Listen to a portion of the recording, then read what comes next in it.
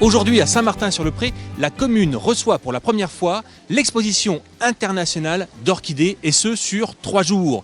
Nous avons rendez-vous avec Patrick, je ne n'écorche pas votre nom, Patrick Armanet. C'est bien ça. Alors, on va vous poser quelques questions sur l'association. Oui. C'est une association qui existe depuis longtemps ? La création de l'association en 1984. Donc 21 ans, voilà. Donc qui regroupe des passionnés, donc répartis sur 3 départements, Aube, Marne, Haute-Marne, et l'association comporte environ 150 adhérents. Voilà. Alors ici, on a une exposition dite internationale. Pourquoi internationale ?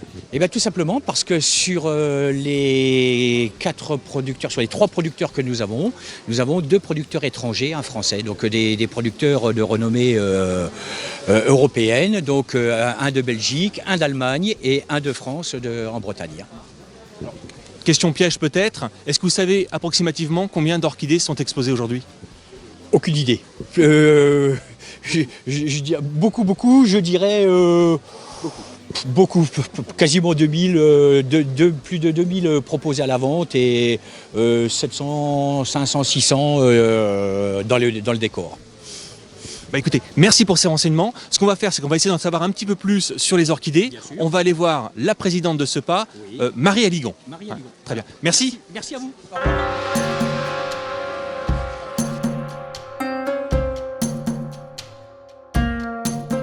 Marie, bonjour. Vous êtes la présidente de l'association AOE, d'accord ? Et vous êtes avant tout une grande passionnée, on en a parlé un petit peu tout à l'heure, des orchidées. Il paraît, oui, que je suis. Alors, une orchidée, c'est quoi ? C'est une fleur ? Alors, c'est une fleur d'une grande famille, les orchidacées, qui est une des plus vastes familles botaniques au monde. Il y a 30 000 variétés sauvages d'orchidées dans la nature, et puis maintenant des centaines de milliers d'hybrides réalisés par la main de l'homme. Alors sa réussite tient à sa plasticité, elle est capable de s'adapter à beaucoup de choses, et en particulier sa durée de floraison, du moins pour certaines familles d'orchidées que vous retrouvez facilement dans vos jardineries et qui tiennent en fleurs pendant 2 mois, 3 mois, voire plus, et qui s'adaptent très bien à nos climats 20-25 degrés, elles sont très contentes. Voilà. Il y a beaucoup d'espèces qui sont globalement très rares et souvent d'ailleurs actuellement hélas très menacées, notamment par la disparition des forêts primaires. Ceci dit, depuis les années 60, on a mis au point des processus de culture in vitro, une culture en laboratoire, car il faut savoir que dans la nature, les orchidées ne peuvent pousser qu'en symbiose, c'est-à-dire associées à un champignon. Et ce petit miracle, cette alliance, ce coup de foudre entre le champignon et l'orchidée, c'est un peu comme le coup de foudre chez les gens, c'est rare.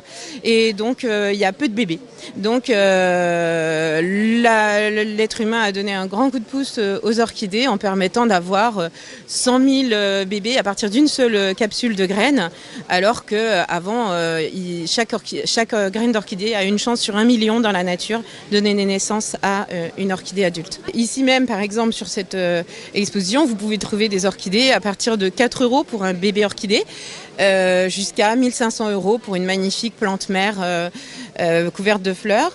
Et dans le monde, vous pouvez trouver des orchidées à 50 000 €, pour notamment une orchidée rare retrouvée récemment sur des très hautes montagnes au Pérou, et qui s'appelle des Phragmidium kovaci, qui sont absolument magnifiques, et ça vaut au bas mot 50 000 €. On va finir encore sur quelques chiffres.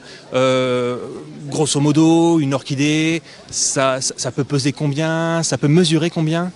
Alors ça peut peser, je dirais, 4-5 grammes pour certaines, et plus de 2 tonnes pour un Grammatophyllum scriptum, par exemple, qui va faire 4 mètres de haut et former des touffes. C'est une seule plante qui va faire plusieurs tonnes.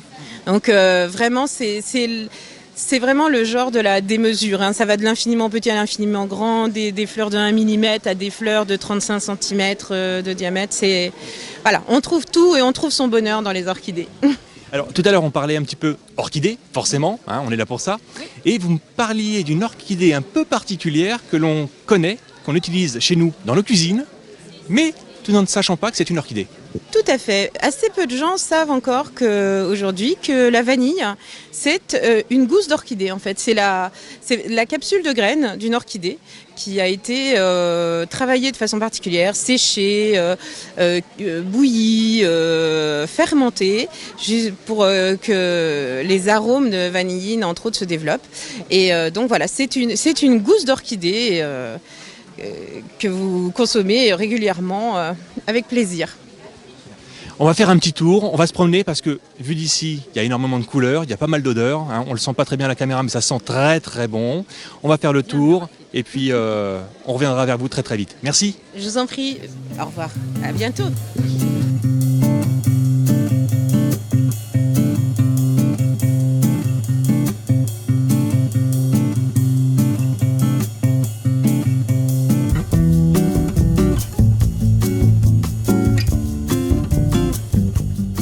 L'exposition internationale d'orchidées, c'est aussi la présence de précieux conseils, d'accessoires, de matériel ou d'objets pour les passionnés, mais également de parfums d'orchidées ou de bijoux créés avec de véritables fleurs incorporées.